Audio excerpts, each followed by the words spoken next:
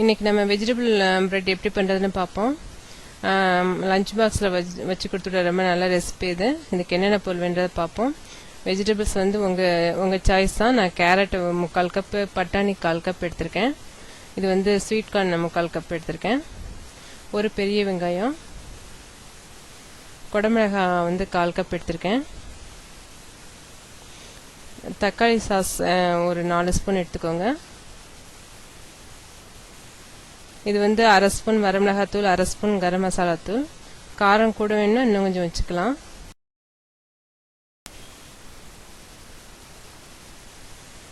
Wheat bread எடுத்திருக்கேன். நீங்கள் white bread கூட சூஸ் பண்ணிக்கலாம். ஒரு 5 இல்லாட்டா 6 பீஸ் எடுத்துக்கோங்க. இது வந்து மொசரல்லா சீஸ், நீங்கள் துருவி கூட வச்சுக்கலாம். நான் ஸ்லைஸாக கட் பண்ணி வச்சுருக்கேன். ஒரு கைப்பிடி அளவு மல்லி இலை கட் பண்ணிக்கோங்க.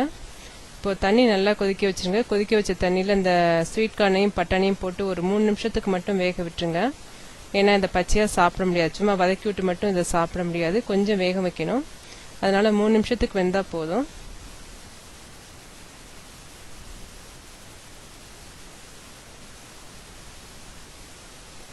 இப்போ 3 நிமிஷம் ஆயிடுச்சு.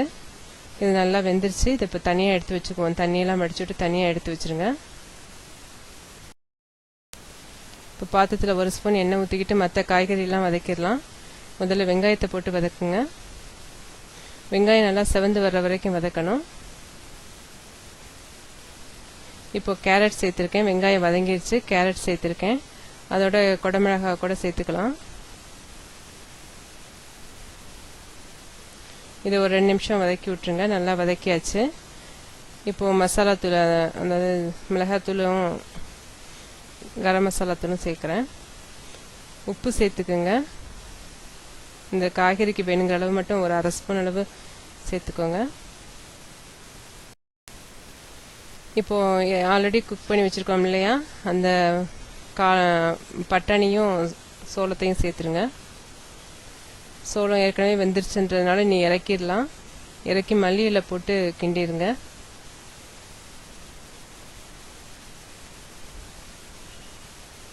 இப்போ ப்ரெட்டு வந்து ஒரு பக்கம் மட்டும் ரோஸ்ட் பண்ணிக்குவோம், ஒரு பக்கம் ரோஸ்ட் பண்ண வேண்டாம். தவா நல்லா காஞ்சிடுச்சு. ஒரு ஸ்பூன் எண்ணெயை ஒரு பக்கம் அப்ளை பண்ணிக்கிட்டு அதை ஒரு பக்கம் மட்டும் ரோஸ்ட் பண்ணுங்க. பாருங்கள், ஒரு பக்கம் ரோஸ்ட் பண்ணியாச்சு, இன்னொரு பக்கம் ரோஸ்ட் பண்ணலை. அதை எடுத்து தனியாக வச்சுக்கோங்க. இதே மாதிரியே எல்லா ப்ரெட்டையும் ரெடி பண்ணிக்கோங்க. இந்த ப்ரெட்டு ரோஸ்ட் ஆயிடுச்சு. இப்போ ரோஸ்ட் பண்ண பக்கத்தில் வந்து கொஞ்சம் தக்காளி சாஸ் அப்ளை ஸ்ப்ரெட் பண்ணிக்கோங்க. ரோஸ்ட் பண்ண பக்கத்தில்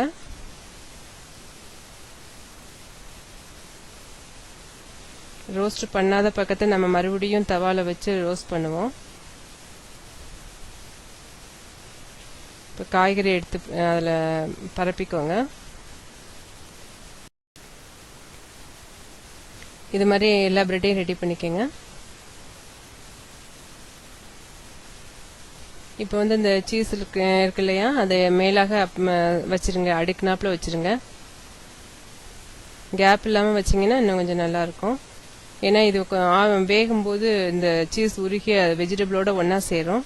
அதனால் முடிஞ்ச வரைக்கும் கேப் இல்லாமல் வைங்க. நீங்கள் துருவி கூட வச்சுருந்து அதை தூவி விடலாம். இப்போது ரோஸ்ட் பண்ணாத பக்கத்தை இப்போ ரோஸ்ட் பண்ண போகிறோம். 1 ஸ்பூன் எண்ணெய் ஊற்றிக்கோங்க.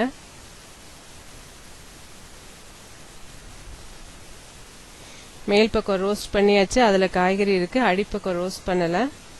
இப்போ இதை மூடி வச்சிடலாம். மூடி வச்சா மட்டும்தான் மேலே இருக்க சீஸ் உருகி வெஜிடபிள்ஸோடு ஒன்றா சேரும்.